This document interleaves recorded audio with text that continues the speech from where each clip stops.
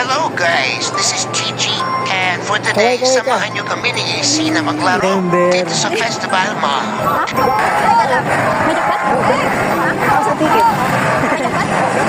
Ako sa ticket yung February. Before pala kami pumunta sa gaming, ito muna yung mga ginawa namin.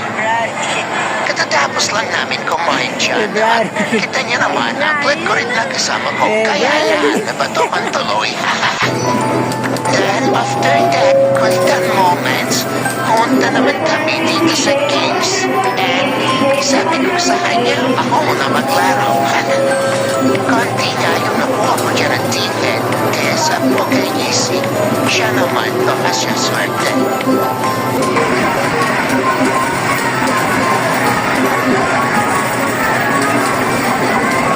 Konti na lang din yung nakuha tickets dyan ni Easy. Kaya nag-decide kami na maglipat ng ibang games.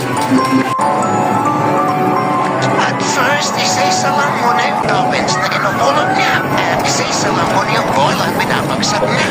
Hanggang sa napag-desisyonan niya na ihurog na lahat ng tokens. And tuloy-tuloy yung pagbagsak ng bola para mas maraming mahulog doon at mapagkuha ng maraming tickets. At dito na hindi niya in-expect yung nangyari na nakuha niya yung jackpot prize na tickets worth of 1,000 plus.